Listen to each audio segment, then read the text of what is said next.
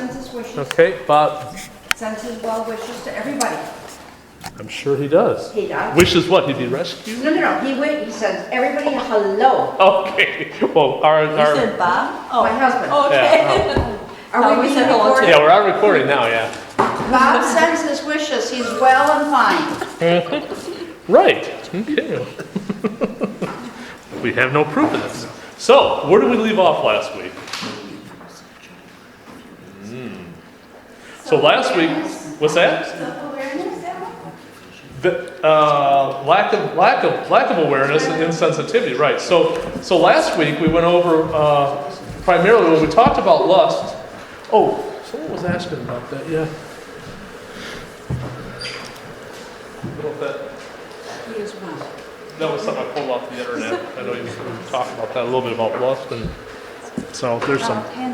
Yeah, that's some good stuff. So we finished talking about lust. Then we talked about avarice and poverty. So today, why don't we go ahead? We're in section 5, part 5. The spiritual passions is what he's talking about here. Continued. Step 18. Insensitivity and lack of awareness. So I'm on page 145. Insensitivity is a deadened feeling in the body and spirit and comes from long sickness and carelessness.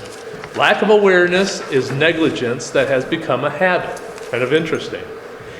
It is thought gone numb, an offspring of predisposition, a trap for zeal, a noose for courage, an ignorance of compunction and a gateway to desire, the mother of forgetfulness, giving birth to loss of fear of God, and in turn to a deadened spirit. All right?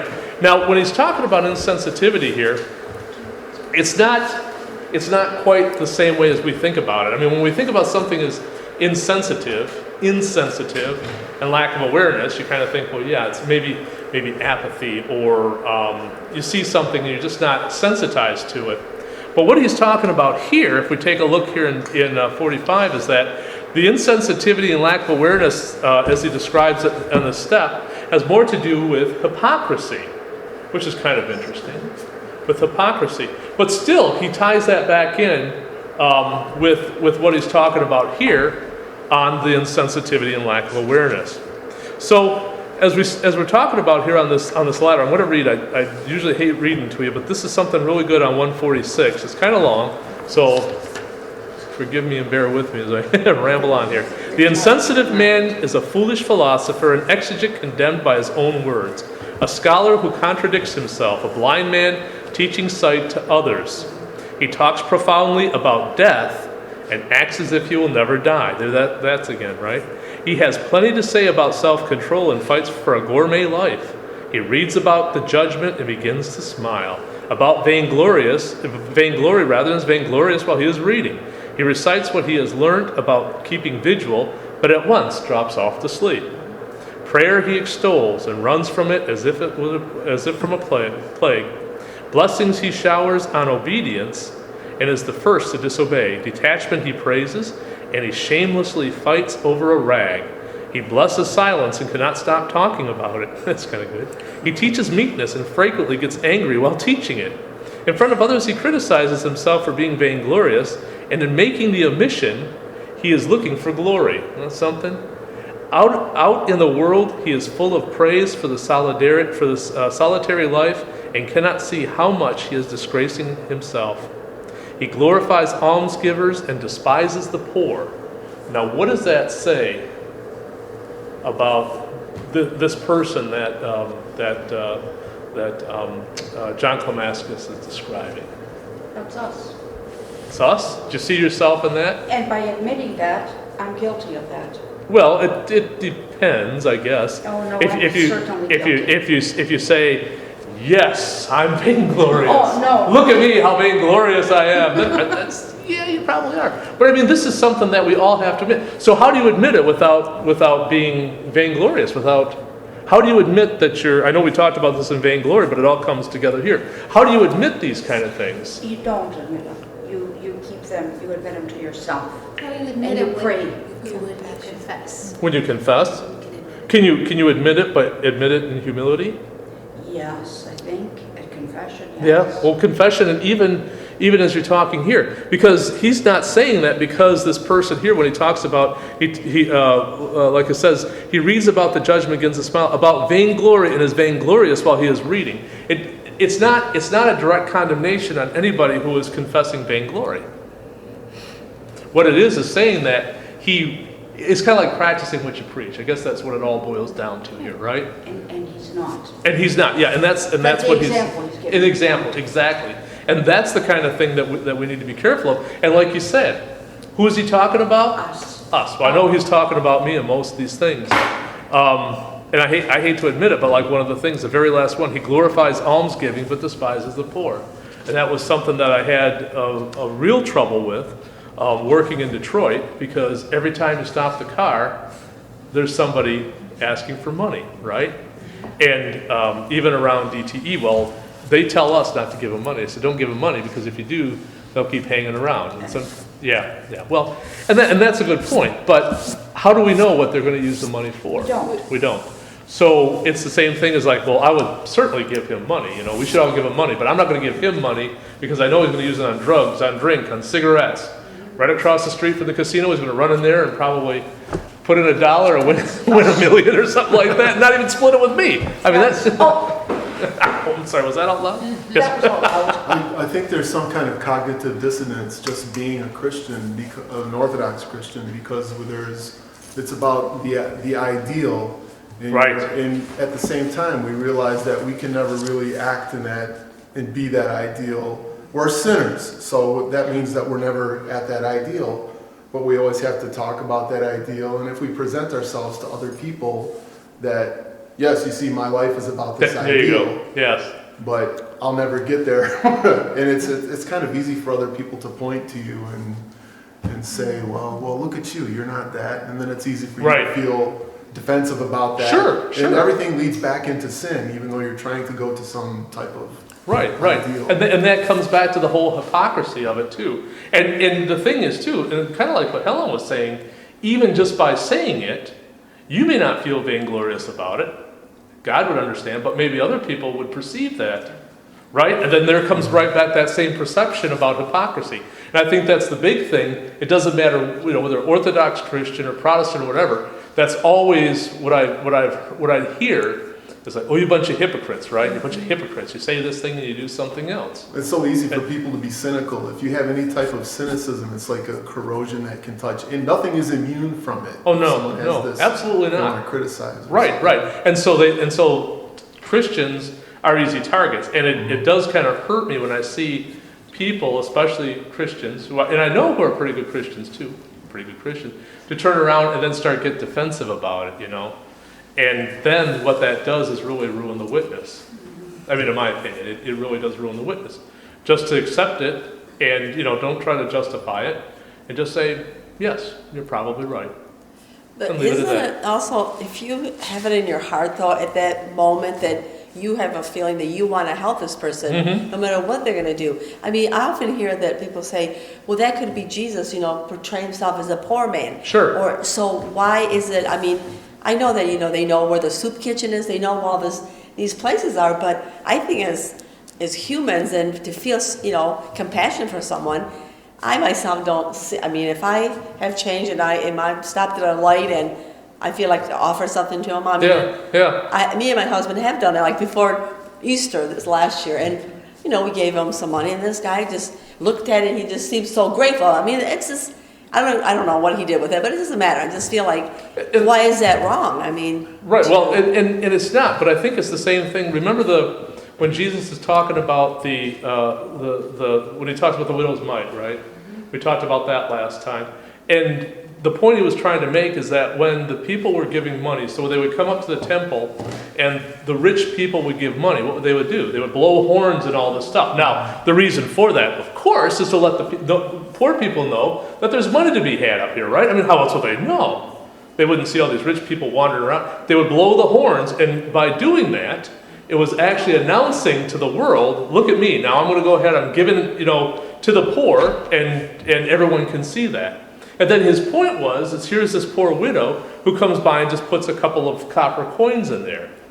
And the point that Jesus made is that by her giving just those 2 copper coins was worth much more because she was giving out of her poverty. We talked about that in the poverty section. She was giving out of her poverty, where these people were giving out of their wealth, probably not even a fraction of their wealth, and they were making a big show of it. They had to announce to the whole world that they were going to go ahead and do it. There was no sacrifice. There was no sacrifice, and that was the part of the giving, to make that sacrifice. Even though they may have been blowing the horn to gather the people, that was also a way possibly of boasting Oh, sure. on giving. And that was the point Christ was making, yeah. I mean, he wasn't condemning them for giving, because they have to. And really, they shouldn't even be praised for giving. We shouldn't be praised for giving, because that's expected, right? Yes. We shouldn't be praised, we shouldn't expect praise for it. But that's the whole point that he was trying to make. So when we do those kind of things, and we do them in that sort of matter where we lack humility, where we do it from a standpoint of hypocrisy, and try to again do as I say, not as I do type of thing. They always say that the best kind of sermon is the sermon lived rather than the sermon preached, right? Because people can see that.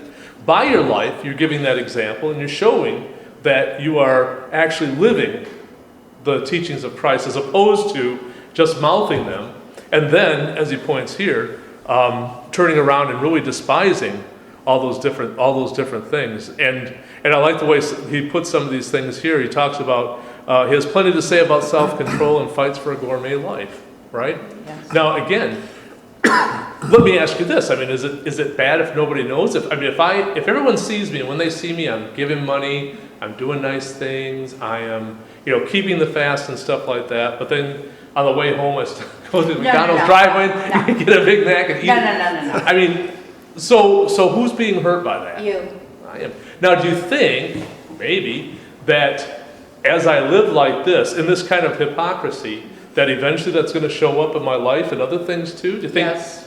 Do you think people are going to be able to notice that? Yeah. Well, And it should be better. I have all these Because you wouldn't be McDonald's wrappers fasting. in my. Yeah. How would you be fasting and still getting your that's bread and potatoes? Because God's blessing. Whoa, So- listen to the vainglory. Wow. So hey, there he is. So that's the whole idea behind this with this hypocrisy.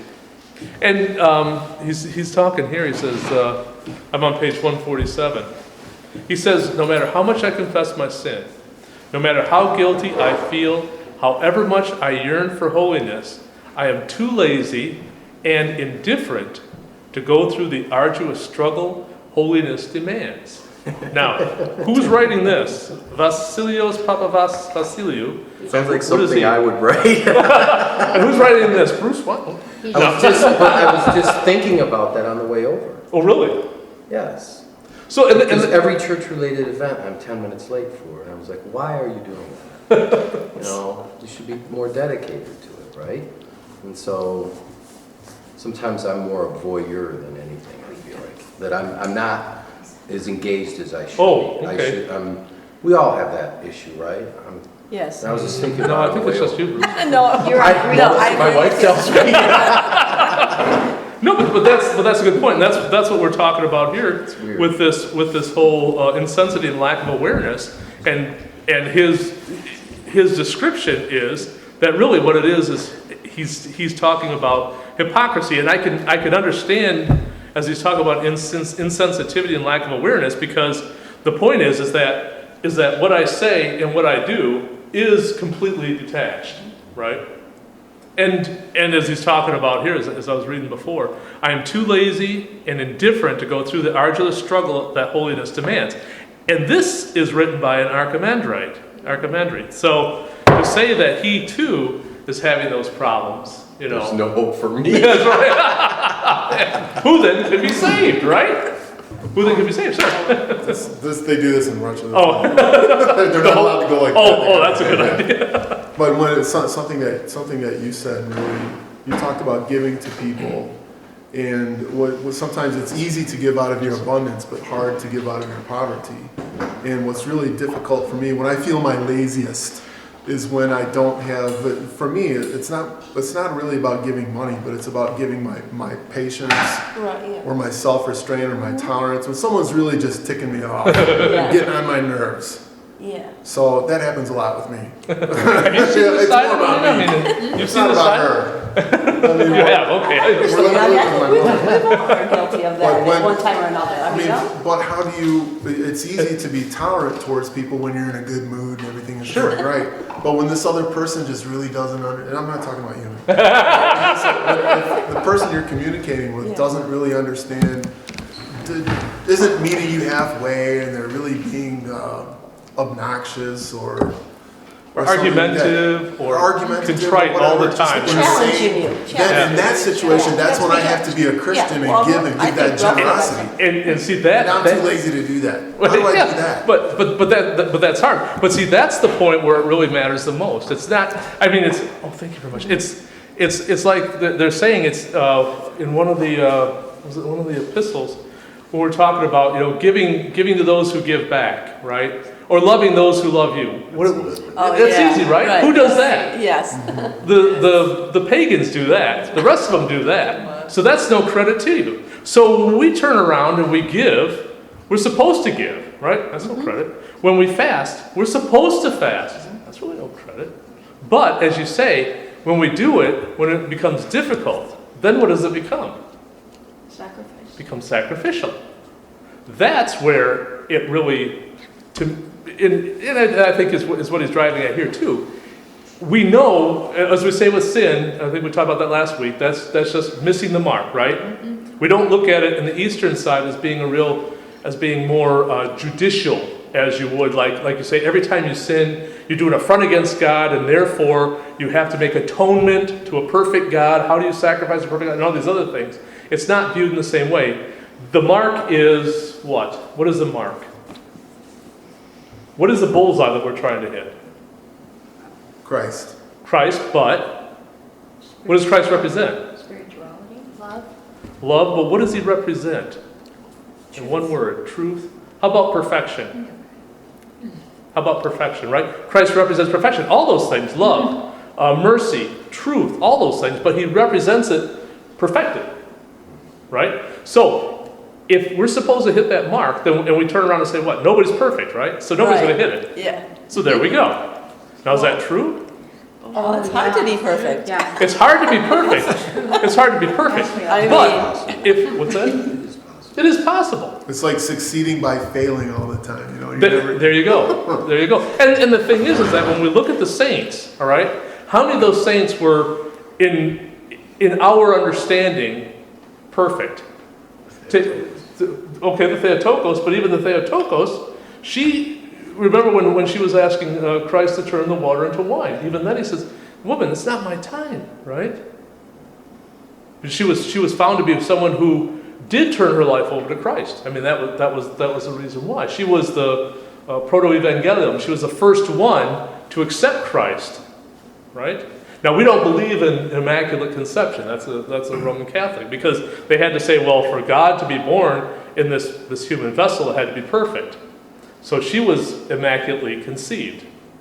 Well, what about her parents? And then it kind of gets a little flaky as you kind of go down there. At what point was someone born of a man and a woman? Well, the Theotokos, the Virgin Mary, was too. It's just that she was found to be a perfect vessel for the Son of God, and she accepted that. That was the big thing, because she had a choice, right? Just like all of us have a choice of accepting Christ.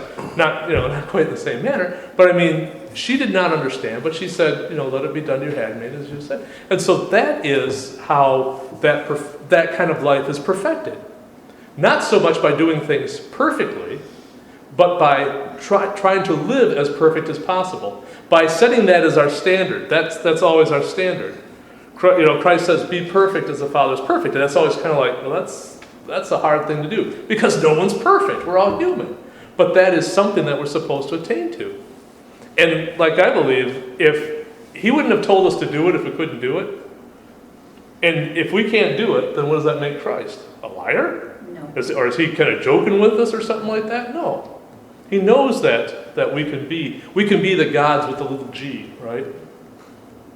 He knows that we can do it. But, as you're saying, you spend your whole life Failing to succeed. failing. But what are you failing at?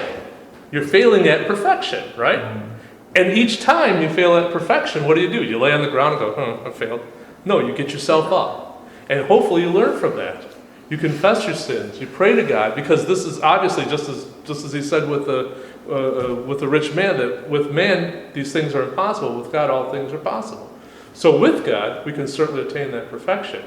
And again, it won't be easy. It's a lifetime effort. It's a lifetime endeavor that we know that we're going to fail at a daily basis, daily, minute, hourly. And we talk about that like he's talking about here in confession too. No matter how much I confess my sin, no matter how guilty I feel, however much I yearn for holiness, I am too lazy and indifferent to go through the arduous struggle holiness demands. Right? It's not because we hate holiness. Anybody here hate holiness? No. Everybody, we're all in favor of holiness, right? But to get there, that's where he's talking about that arduous struggle. That's a lot of work.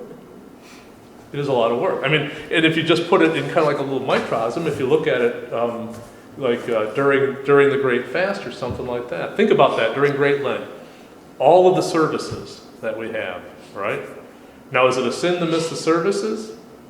I don't know if it's if you want to define it that way. Certainly, we should try our best to make it. It's Why? missing the mark. What's that? It's missing the It's mark. missing the mark. It's missing the mark. And who are we doing it for? To fill up the church so Father Gabriel doesn't... That's No. second. That's yeah. Thank you. Now that's secondary. But I mean, primarily, it's for us, right? It's for our benefit. And it's like so many things that I do. When I think about it, like this weekend liturgy. My gosh, I was thinking about Saturday. Oh, my only day to sleep in. What were we doing? We're having the liturgy. It was. I got to tell you, it was tough getting up and getting around and getting over to, because it's like about an hour's drive for us to get up there. So it's like, okay, this is tough. But every time I run into those situations, no matter what it is, whether it's coming to church, whether it's doing something, that I know I'm supposed to do, giving to the poor, being patient when it's really a challenge. To start out, for me at least, it's almost like it's next to impossible. It's like, God, give me the strength. And even just kind of going through the motions, I hate to say it, kind of like fake it till you make it type of thing, and just keep working at it. But then after it's done, I kind of sit back for a minute and said, look, you just did this, or this, right? You knew how tough it was for you, but you did it. Now, learn from that. And hopefully, next time, it'll become a little bit easier. Not easy, but easier than the last time you did it. Yes, ma'am. And then those of us who didn't attend saw you on TV the next day say, that's our deacon. Oh, yeah, see? So it was just like being there, yeah? I saw him and a woman lighting a candle. But that's all. Well, she was first. As I heard it, I saw her. Oh, they mentioned yeah. the bishop's name. But when I got to the television, I saw you in the procession. I said, well, that's our deacon. There you go. See? If you had that gone, you wouldn't have been on TV. That's right. Yes. And nobody would have known. I couldn't wander around like I do now and say, are you Deacon Mike? It's like, well, yes, I signed it. Yes. How did you know? Yeah. But yeah, so this is a very hard, certainly hard step to do. And another story that he brings up here that's worth talking about is that confrontation between the prophet Nathan and King David. Remember how that happened? What led up to that? Very, very sad. Tell us What happened, Nathan? Tell us. How did you tighten up that king? Tell us how you straightened him out. Okay.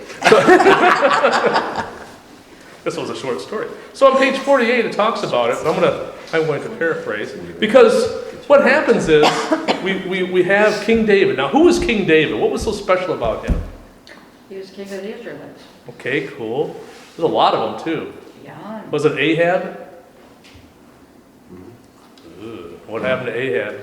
Well, you asked me Jezebel. about David, I can't answer Ahab. I know what happened to David. Okay, David, but what about David? He was king, Well, he slept with and impregnated another man's wife. okay, And then when the child clearly looked like King David, so to protect himself, he had the husband killed. right, Okay, and in his eyes, everything was fine until a story was told him. And in the story with the ewes and the sheep, mhm, he said the man should be fourfold or 4 times punished for what he did. And then that's when he actually saw what was being told to him, that it was he. right. Right, so, yeah, so he talks about that, and he says, and the way he puts it, the way Nathan puts it is like this, he says, a traveler came to the rich man who refused to take from his own flock. So the rich man had a whole flock, so he had plenty. Refused to take from his flock and from his own herd to prepare for the one wayfaring man, because of course that was customary, you know, as hospitality, that there's a stranger, you fix him food and give him some nourishment and refreshment. So it says, who came to him, but he took the poor man's lamb and prepared it for the man who had come. The point is that this man only had one lamb. He had nothing but this one lamb. Here this man had a whole herd, but he didn't want to take from his whole herd, so he took his. So David's anger was greatly aroused against the man, they're talking about the rich man, and he said to Nathan, as the Lord lives, the man who has done this shall surely die, and he shall restore fourfold for the lamb, because he did this thing, and because he had no pity. Then Nathan said to David, you are the man. All right? And Nathan, if you read the rest of the account, Nathan didn't have to say anything else. He said, you are the man. And instantly David knew what he was referring to. And I kind of underline that because when I think about that, and I think about what he's talking about in the opening paragraph here that I read on 145, I keep thinking about that. It's like, you know, Mike, you are the man. But we see those sins and things like that in other people. How do we view them? Do we view them as detached and kind of like from our pedestal and say, yeah, there's a sinner. I see there's a sinner there. Look at that. You know, all these other things. Or when we look at these people, are they actually a mirror of ourselves? Do we see ourselves in those sins when those sins are being committed? Generally, no. Generally, no. Because a lot of times it's that detachment, it's that desensitivity, it's that removal from what these people are doing. Now, when we see that, certainly we're supposed to discern. All right? And there's a big difference between judging and discerning. People say, you know, if you turn around and say, well, you know, what you're doing there is a sin. And they say, well, don't judge me. It's like, well, no, I'm not judging you. I'm discerning and certainly judging what you're doing. I'm not saying you're bad. I mean, who here wants to be known for their sins, right? Whatever your sin is, you're a liar or something like that. It's like, oh yeah, there's Schleck, he's a liar. Or he's a murderer or an adulterer or something like that. It's like, no, that's not how you want to be remembered, right? So we don't want to be remembered by our sins, and neither do other people. But that's how it comes down when we turn around and we don't see them as Christ. We see them as the sin and we don't know anything about it. I mean, maybe it is. Maybe it is just as it appears. Maybe they just are a murderer or whatever else. We don't know. But sometimes there's other things going on. Also, we don't know what is really in their heart. We don't know what they've gone through, what they've done. Okay, it doesn't excuse it, but certainly in our eyes, it should help us to try to build that understanding. And again, see that in us. I mean, you know, you think about, well, how many times have I run down the road, God help me, and, you know, reached down, turned on the dial or something like that, and looked up and, oh my gosh, you know, suddenly here's a car stopped or something, right?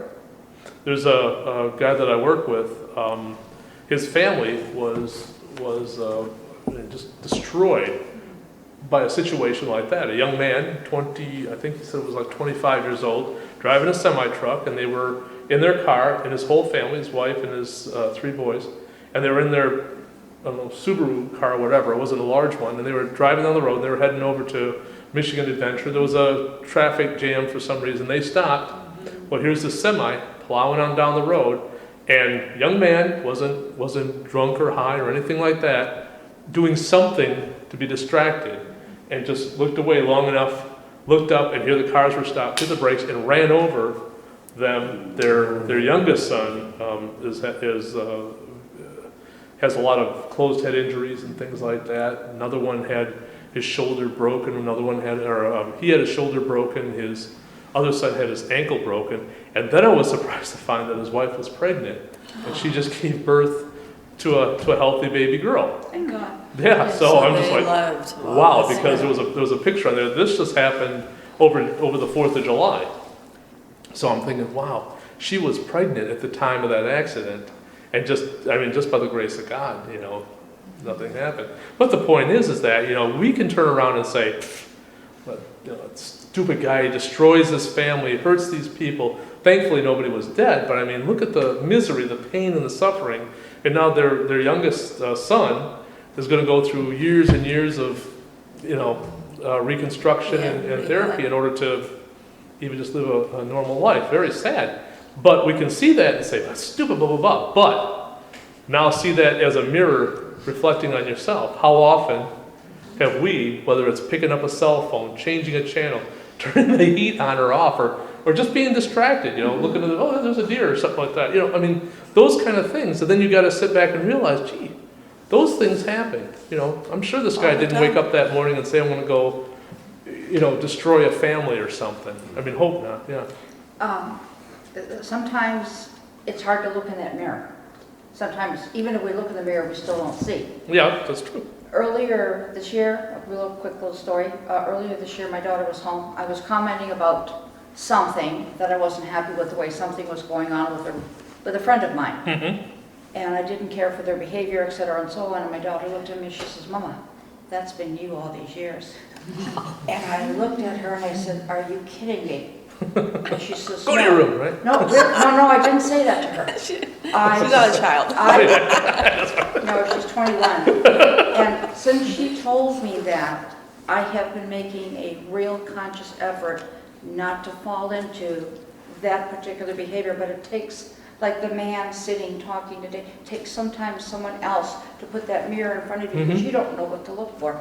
Or you don't oh no, I don't see anything there. That's a good My point. hair is just out of the way. Yeah, that's a good point, yeah.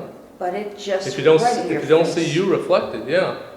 And sometimes that's what it takes, and hopefully, everybody has someone, whether it's a spouse or a daughter or somebody, a child who can help you. Spouse never tells you the truth. It would be. Oh, I don't know. somebody- I don't know.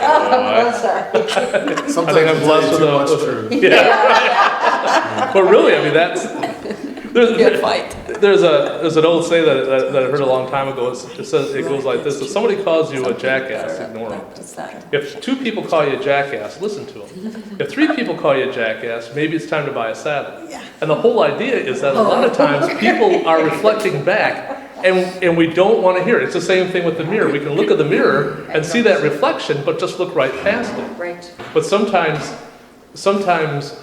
maybe even our enemies could be our best critics. But we wouldn't believe our enemy. Yep, there you go. But maybe What do they know?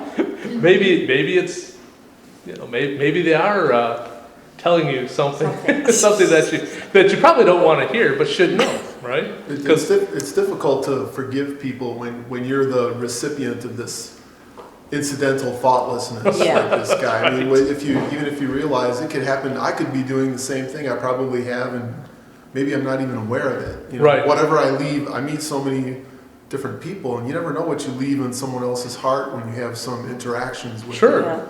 And I could, I hate to think of how many times I could have run my figurative semi into someone's psyche like that. Sure. And somewhat people have done it to me, and I've done it to them. But how do I forgive them and forgive myself? Yeah, and we talked about that with forgiveness too, and that's a good point. So why do you? So here's the thing: if someone does something bad to you, and they never come by and ask for forgiveness, should you still forgive them? Yes. So yeah, you should still forgive them, right? Even though they don't ask. Although I've heard people say, well, if they come by and ask me to forgive them, I'll forgive them. Or worse yet, if they come by and ask me, I still won't forgive them. That's bad. But this forgiveness thing.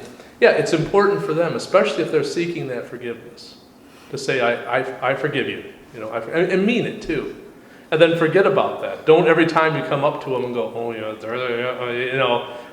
just forgive them and start all over. Each time, start all over. But that whole forgiveness, who is that for? And we talked about that in one of the previous chapters about that. Remember he was talking about the monk who was in his cell and just going crazy, fighting in his mind. Always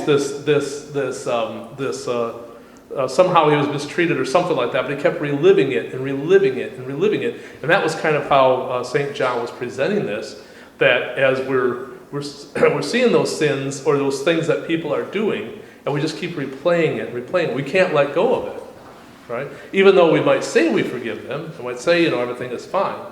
In our heart, we really haven't. We just keep, and that's what it's doing. It's just kind of slowly, burning up. It's kind of like when some people say, well, I'll forgive, but I can't forget. Yes. And now, so what do you think about that? I mean, is that right? Well, it's still in your mind. I mean, you can't erase what has happened, but No. you're forgiven them. You're going to go forward and just still love them. Okay. Well, what does that mean to forgive and forget? Does it mean to suddenly pick up amnesia or something like that? I don't think you're forgiven if they tell you, I'll forgive you, but I'll never forget. I don't think they've given you 100% forgiveness. Maybe it's just a choice to not dwell on it. Right, We yeah, kind I of think choose so. what we want to Right, dwell on right. and cultivate.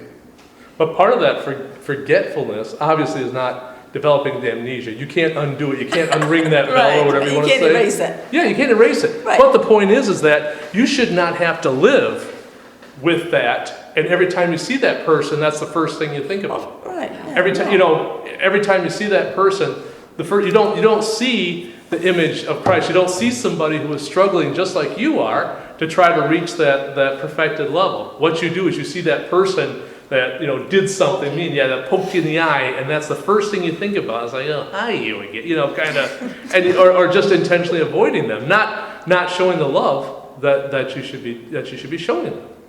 So to say I forgive you, but I don't forget. I don't know. I think to me that sounds like I forgive you, but I'm going to hold a grudge. Well, You're not I don't forgetting. think you're holding a grudge by not you're still remembering. I mean, it depends on the degree that you're talking about. I So forgive if you you- for what you've done, but I'm just going to go on and just But I don't forgive you for poking me in the eye every time I Well, see you. No, And I know I mean, you're going to poke me again the next time. Oh yeah, when you're just like, here it comes. Well, I think. So how much do we have to forgive then? I guess that's a good question. 70 times 7. 7 times 70, and why? What's the whole idea behind that? You just try your hardest. You try your hardest, and you It's a continual forgive. thing. If you forgive someone and then but the forgetfulness isn't there, you have to fight it. You have to push it Right. back, and you have to just kind of leave it as it's not that important Okay. to hang on to it. So is that true forgiveness then? If you can't forget it, Well, maybe sometimes forgiveness isn't instant, but maybe a process. okay, good, yeah. And it might take a while to forget. I mean, again, I'm not talking about developing amnesia, and someone says, "Well, didn't so and so?" Oh, I don't remember that. No, I mean, it's like I'm not. This is not going to define our relationship, right? Right. And the 7 times 70, I mean, you shouldn't be checking that off and keeping count. The idea is that we forgive the same amount, the same level, just like we love. We show mercy, all those things, at the same level that we expect God to show for us, right? So if we just say 7 times 70 that's the number, all right? And that's how many times I'm going to forgive. I mean, first of all, that's something there that we need to ask God to forgive us for. So we're already tallying it up, But I mean, that's the kind of thing when we look at it as a sum. It is something that we just should automatically do. 7, what's that? The number of completeness times 70. What it means is like always. We might say a billion or something, but I mean, it's one of those things you always forgive. And because we want God to forgive us by the same measure. And also that forgiveness is not something that we do for you or you or you, for the other person. We're doing that for ourselves. So if you want to be selfish about it, you can say, well, I'm going to forgive you because it's good for me.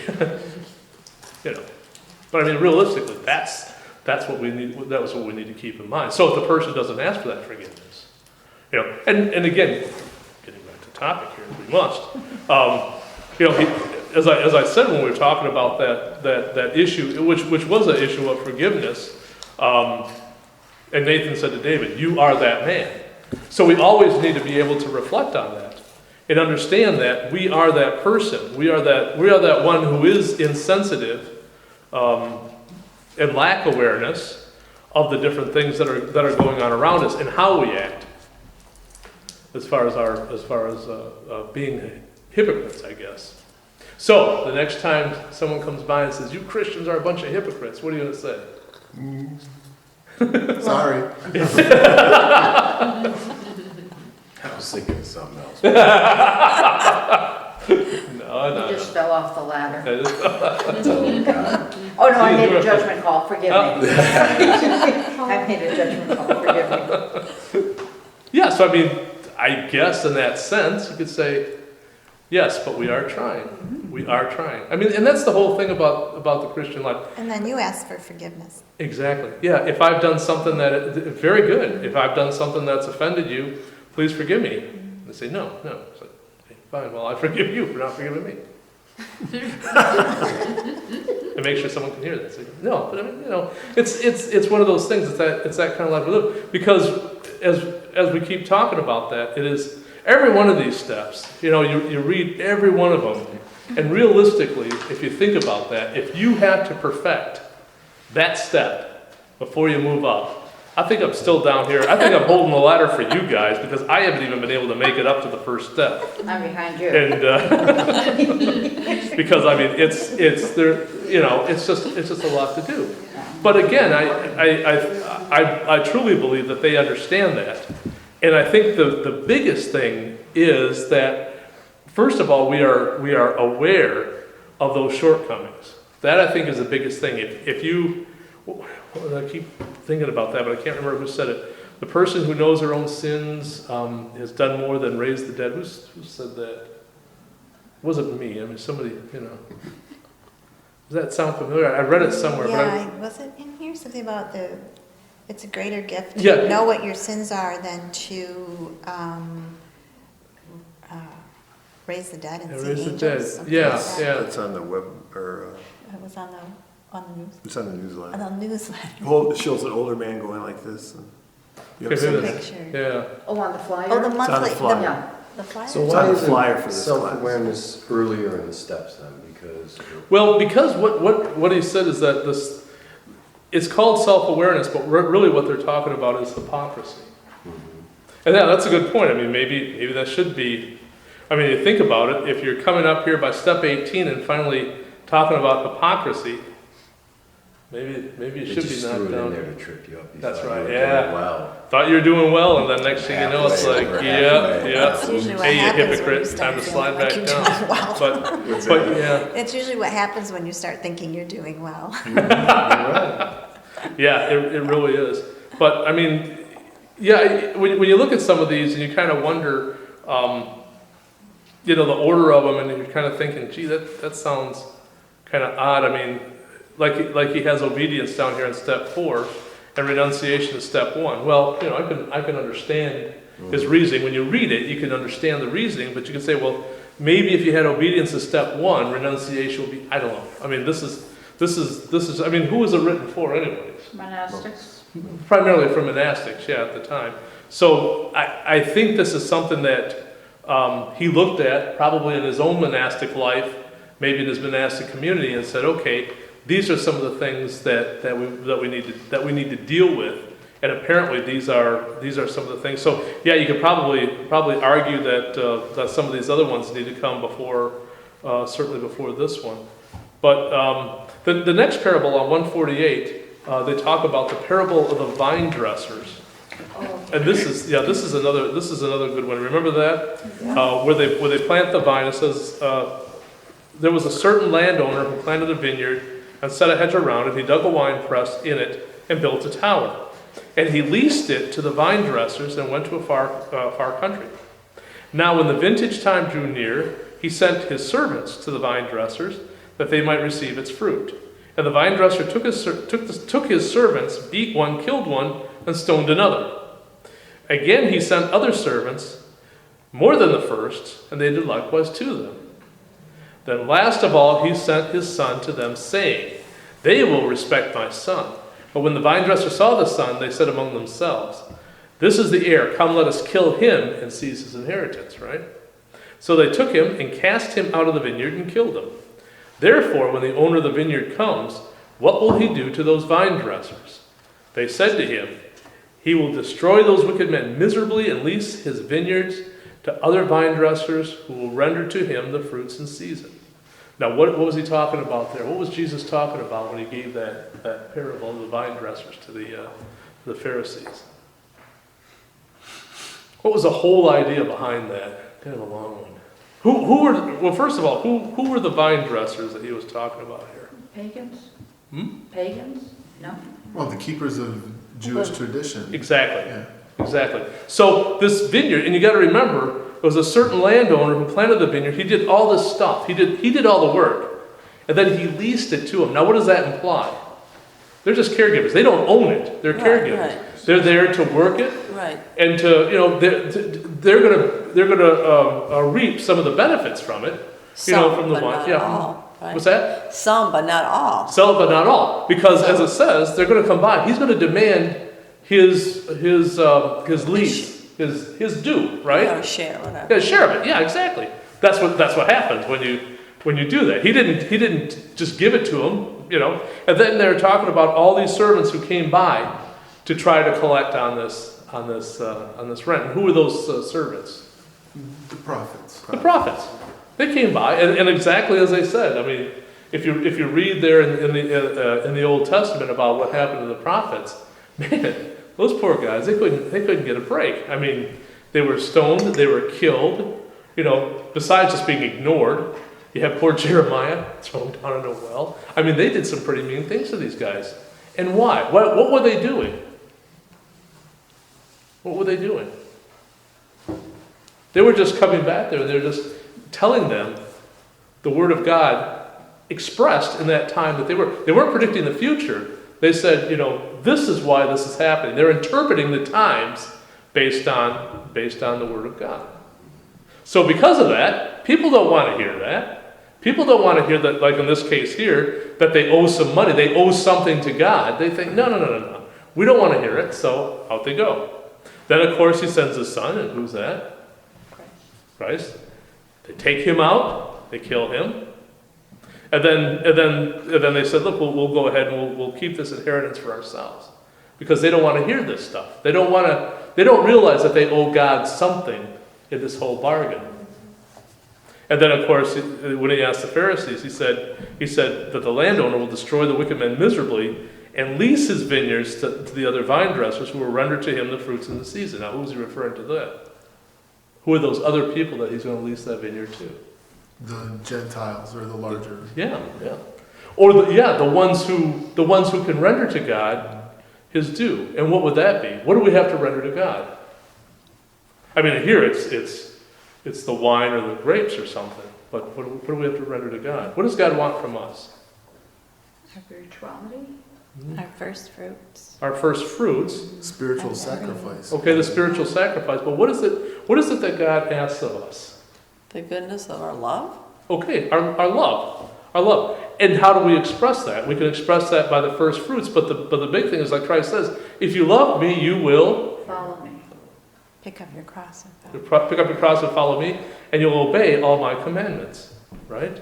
Just as we are supposed to obey the commandments of God. Now, he's not saying if you love me, you'll give me all your grapes or something like that. Because really, and it's even, we say that in the anaphora.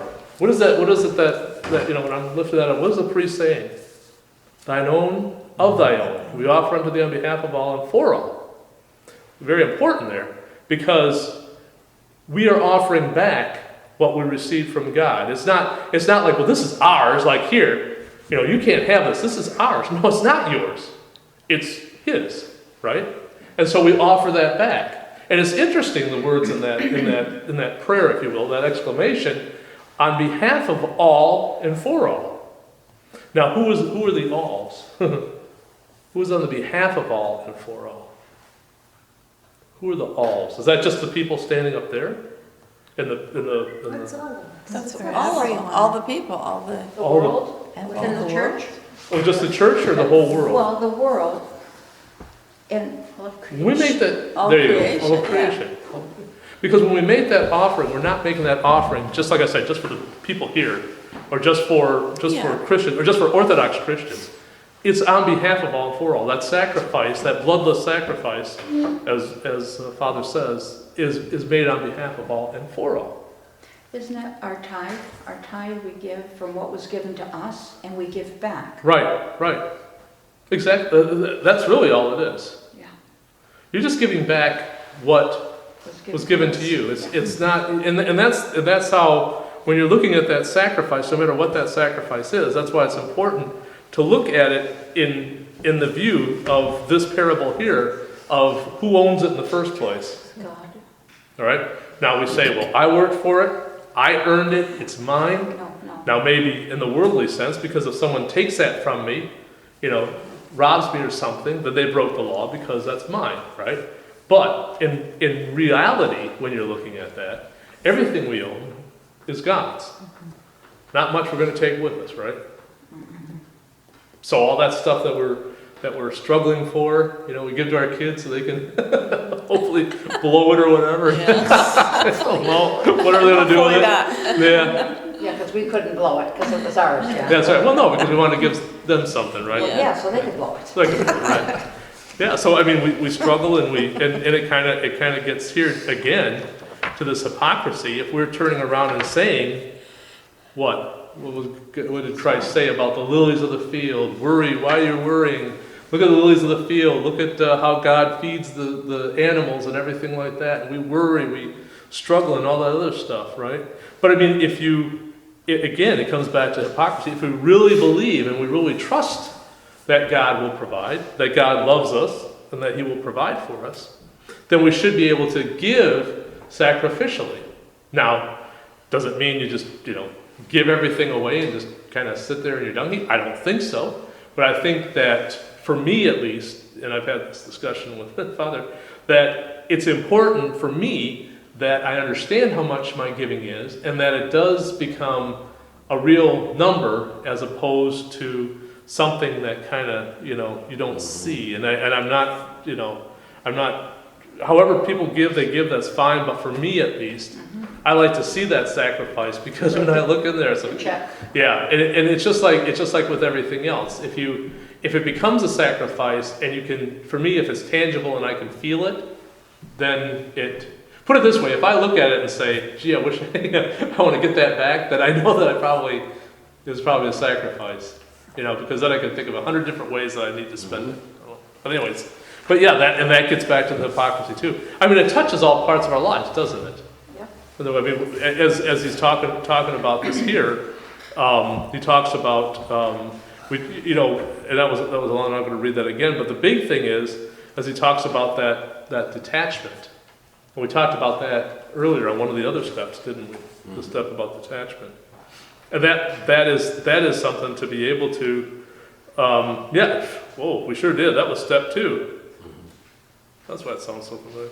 Yeah, so to be able to understand that, we're not taking it with us, that this does all belong to God. We offer back, even 10%, I mean, is a very small percentage. I mean, even the government takes more than that. But to be able to give that back to God, which is really His, but all that represents, and again, does God need our money? I mean, No. to keep the lights on in heaven? No, of course not. Of course not. It's down here. This is where we need it. But I mean, the big thing is that it's that sacrifice that we're making, right? I mean, I'm sure that if we turn around and say, well, if I don't give anything, the church will fold. Well, most of the time it doesn't. Or if I leave and don't do this, the church is going to fold. Well, we've seen that before. That doesn't happen. For some reason, we just continue to survive. But the point is that it's the person who is losing out on that sacrifice. They're the ones who, I guess you could say, are not going to survive. So, let's see. We got 10 more minutes. I've just been kind of jabbering on, and he closes here with he's talking about Luke here on page 150 from Luke. He says, all of this may sound hopeless. Sound hopeless? Yeah. And in a way, it is. Because for as long as we think we can overcome hypocrisy by our own work, there is no hope. And then they're quoting out of Luke, out of that account of the rich young man. Who then can be saved? If we can recognize that hopelessness in ourselves, if we cry to God with all sincerity and desperation, knowing there is no hope in anything else, then we can turn hopelessness into hope. And he says, and this is how Christ answers them, he says, the things which are impossible with men are possible with God. But we have to come to that realization first, because again, I mean, a lot of times in things, we have to give it a try ourselves, right? We pray about it, and then we say, I turn it over to God, and what's the first thing we do? We take it back, and we go ahead and take care of it ourselves, right? For whatever reason. But instead of praying and turning it over to God and actually saying, I believe that God will be able to help me in this situation, whatever that situation is.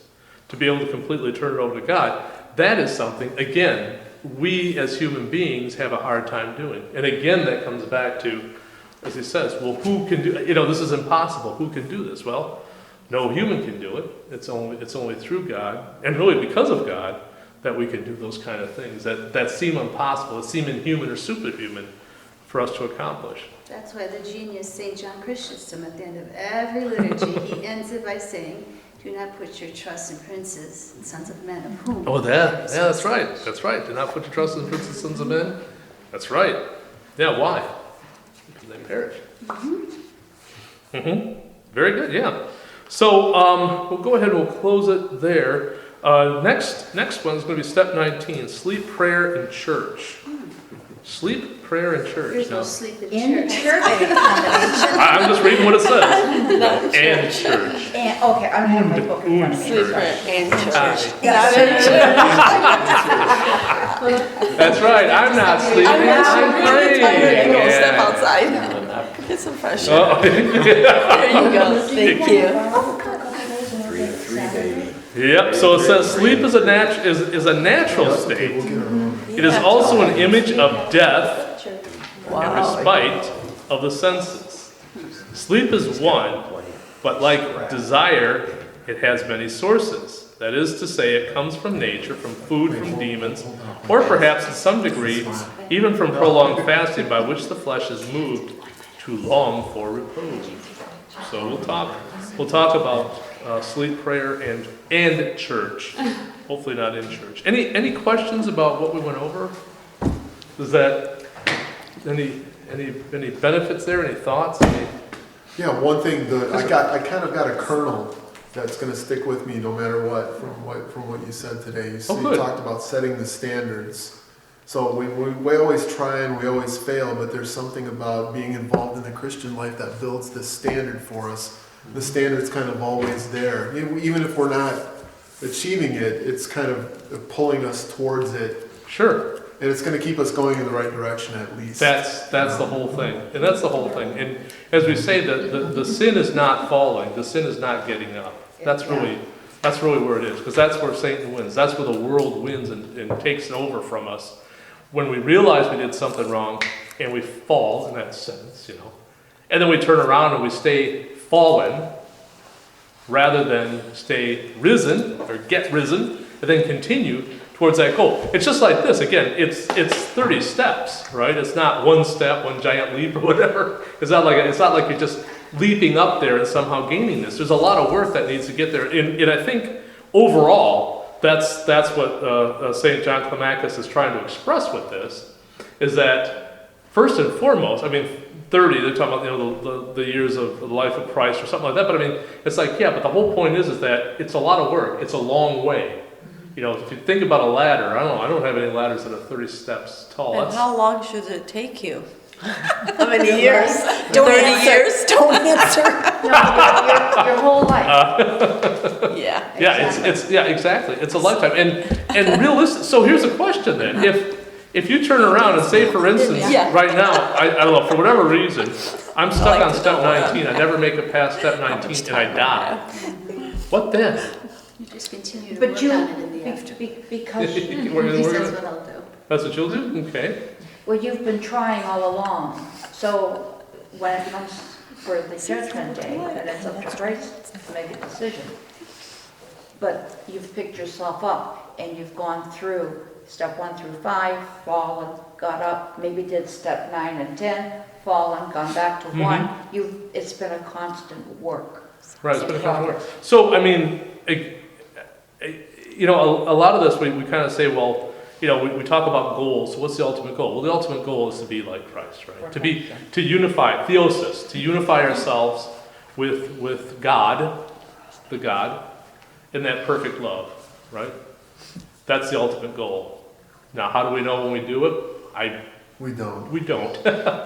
My recently deceased our spiritual father, Father Alexander, the Archimandrite Right, Alexander, yeah. he told us that leading the spirit. I had a Protestant background, so he Okay. wanted to make this very clear to me, the difference between Protestant and Orthodox salvation. Right. He said that in Protestantism, there's going to be one big cathartic moment, and you consider the deal to be done. But then in Once saved, always Orthodoxy, saved. Yep. you run and you never stop running. It's like you're in a race, and there's no finish until you get to the end of your life. Right. So only after, you can never say that you're saved. You just keep running the race as hard as you can until your time is over, and then you go sit in the stands and you watch everyone else run the race. And hopefully cheer them on, right? Yeah, only after that you can relax. Interesting Before that, it's just struggle. It's a challenge. Where their journey is Every day. as long as perhaps the rest of us. But That's, it's yeah. interesting. And what did Christ say about that? Well, that basically I welcome. yeah. Well, he used the analogy of the workers, where they come by in the morning. They talk about the denarii, right? Like 1 day's wages. And they come in the very morning, the sun's just up, and says, hey, I need somebody to help me. I'll give you a day's wages. So all these guys come by and they're starting to work. Then they come by around noon, I'm paraphrasing. And he says, hey, I need some more workers. All these guys come by and it says, I'll give you a day's wages. Well, now then, that day's wages is worth a little bit more. Then he comes by at the 11th hour, at the very end of the workday, and says, hey, I need some more, for a day's wages. Yeah, so they all come over there. So you have some people that have been working, I mean, if you're, sun up to sundown, possibly 12 hours. Somebody else working 6, and then here somebody comes by and works 1 hour. At the end of the day, he gives everyone the same amount of money. And then what happens? The guys who... Some people start Yeah, grumbling. yeah. Why? Well, Why? I didn't get, you gave them more than you gave me. I Oh, you worked didn't hard. work as hard. No, you got the same amount. Everybody We got did one not work denarii. as hard. I worked 12 hours, they worked 1. Right. Yeah. But what the point was is that you agreed Yes, to that work was- for that amount. that was When your I came by contract. and hired you at Sunrise and I said, I'll give you the equivalent of a day's wages, which is what that was, 1 denarii, you said, that sounds good, I'll work for a day for 1 denarii. So the point was, is why do you hate me? Do you hate me because I'm being generous to all these other people? Is that what you hate, my generosity? Or are you just kind of jealous? And that's the whole thing that Jesus was saying about the people, working their whole lives, or like you say, the 11th hour, Hold on. there might be a lot of people, a lot of deathbed confessions or foxhole confessions Yeah, and but we things like don't that. know that he's going to stand, we know he's going to be there, but really, those people may not know that he's going to be there in the 11th hour.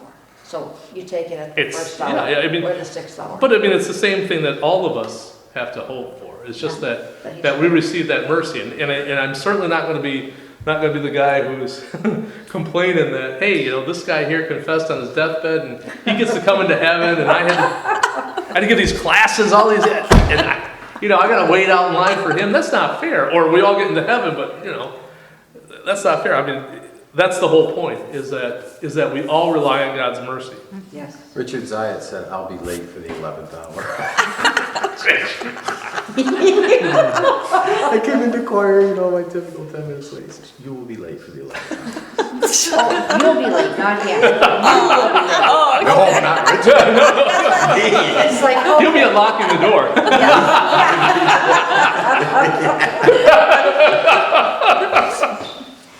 now that makes No. sense. Another judgment. God bless you. But You still get your day's wages, brother. Thanks. Praise be to God. Anything else? Are we all set? I keep you up late enough? All right, let's. You're gonna go home watching the Vegas. No, It's the last one. Boy, that'll be a big buzzkill.